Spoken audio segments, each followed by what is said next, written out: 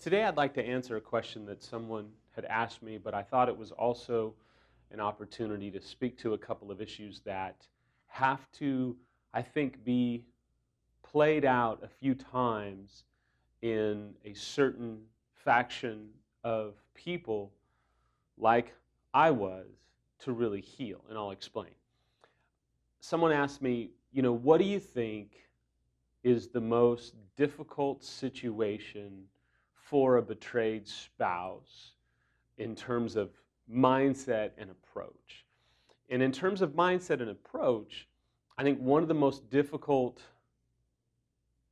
struggles is to chase your unfaithful spouse into loving you or pursuing you again. I tweeted this out the other day in that you have to stop trying to make your spouse love you. It sucks. It's hard. It's difficult. If you come from a codependent background or an alcoholic background, it's incredibly tough.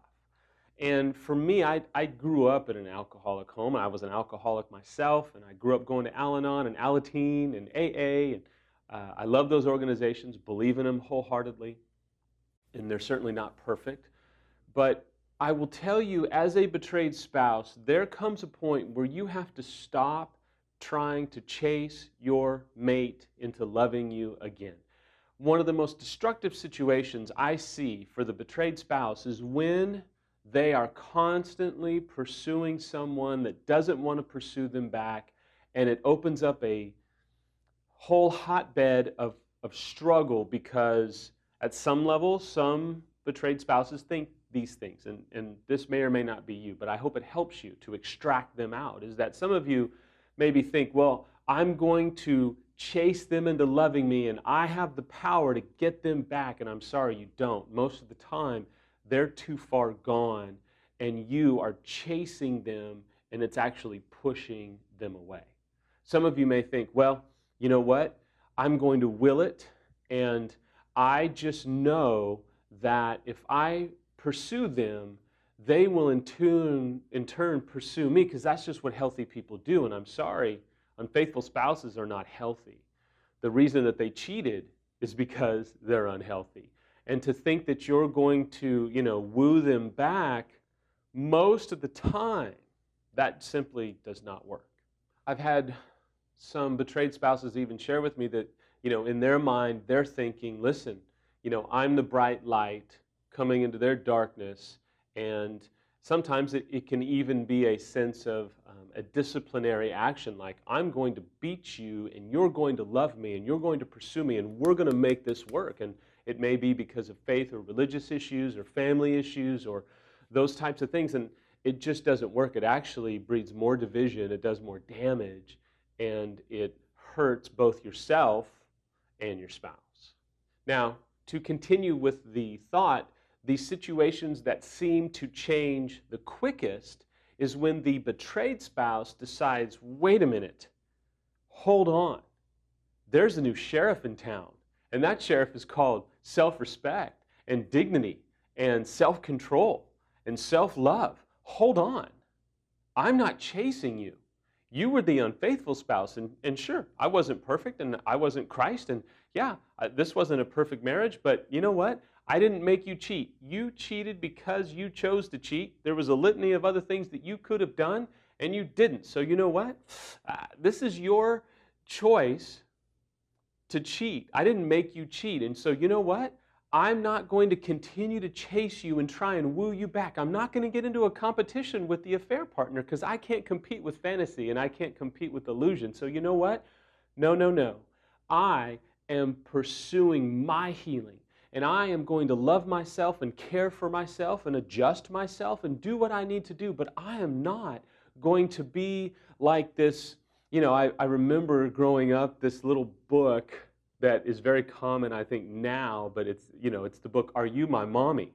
And I'm just reminded of this codependent picture of when I was young, kind of growing up going, are you my savior? Are you going to make me feel better? Is it baseball? Is it alcohol? Is it sex? Is it drugs? Is it cocaine? Is it marijuana? Are you going to make me whole? Are you going to make me whole?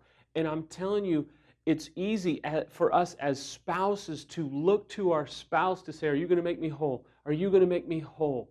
And I'm sorry, they're not. We have to be able to find our own healing and our own wholeness and our own self-love outside of our spouse. Some people call this being differentiated as a spouse. Some people call it being secure. Some people call it being independent as a spouse. Whatever the verbiage you want to use, the reality is that if you are codependent, looking for your spouse to make you feel whole, we have a problem, especially if you're a betrayed spouse, because now the unfaithful spouse sees that, knows that. And as a former unfaithful spouse, I will tell you that it actually pushed me away when Samantha was like that early on, because then as Samantha had a switch, there came a moment. I can't tell you exactly the moment, but I will tell you roughly 3 or 4 months or so, there was a switch where Samantha was like, pal, I love myself. I'm not perfect and I have some stuff to own. That was just our story. That didn't excuse my affair. That didn't mean my affair was acceptable. No, or justified. Absolutely not. But there was an awareness in her to say, man, I do have some work to do. But I'm not chasing you. If you don't want to get healed, if you don't want to get whole, if you don't want to do recovery work, we're going to be separated. And you can visit the kids a couple of times a month, but I'm not going to just be codependent on you because the kids will be a little bit unhappy because they can't see you. If you won't do recovery work, we will separate. And she was as serious as a heart attack. When she began to take the power back and love herself and yet work on herself and care for herself and not chase me, it was an incredible, even aphrodisiac. It made me go, whoa. It shook me. I'll never forget there was a point in my office where she drew a line and she was like, here's how it's going to be. And she wasn't a raging lunatic, but she just was very matter of fact. And there was so much confidence inside of her. I remember going, wait a minute, this is who I want. This is who I want to be with. Forget my affair partner. I want to be with her. I want to do everything I can. It didn't just convict me, to use a faith term, but it inspired me and it melted me and it caused me to say, I don't want to lose her. I don't want to lose this. Wait a minute. I don't want to separate. No way. I'll do whatever it takes to not separate. Because I was now feeling a sense of wanting to pursue her, not just kind of sit back and let things happen. There's a point where the betrayed spouse accepts where you're at, and you begin to say, you know what, I'm going to work on me. Not, I'm going to work on me because I made him or her cheat. No, absolutely not. It is I'm going to work on me. You know what? I can't change that this has happened. I can't go back. And I wish I could just blink my eyes and it would be over, but it's not. I'm going to accept where I'm at. You know what? I'm going to work on me. And I'm going to courageously work on me. And if I'm going to lose my spouse, well then you know what? It's not going to be because I didn't do recovery work. It's because he or she chose not to love me and pursue me and do recovery work. And it's so funny, more times than you would believe, I promise you, it is when that betrayed spouse who has appeared to be codependent says, no, not going down that road. I'm going to heal me, love me, work on me. I'm going to be about me. And it's when they pull back and stop pursuing their unfaithful spouse that oftentimes, eventually, and even in a moment where they say, okay, you know what? Forget it. You don't get to keep doing what you're doing thinking that I'm always going to be here. I'm not going to be here. And they establish boundaries. I don't know if it's a separation, sleeping in different rooms. Maybe it's a filing for divorce. I don't know. But they establish hard, rock-bottom boundaries. It's at that point, more times than you would believe it, that an unfaithful goes, whoa, wait a minute, hold on. Maybe they bottom out. Maybe they get a good swift kick in the teeth, theoretically, and they wake up. There's something that causes them to go, hold on. It just happened the other day. This woman said, you know what? You just told me I didn't know anything else. I mean, I didn't need to know any new information, and now you're telling me new information. We're done. This is it. I can't keep doing this. You've done this to me so many times.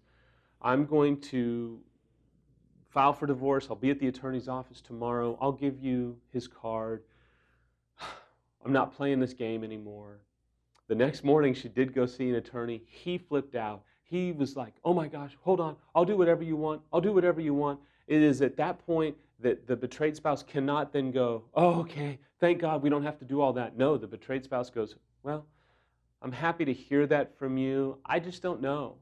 I'm not sure. I have my own ambivalence to work through. I don't know. We can go do X, Y, and Z, an EMS weekend, or some type of help. It's at that point that now you're taking the power back, creating boundaries around yourself, loving yourself, caring for yourself, not constantly pursuing someone that doesn't want to pursue you.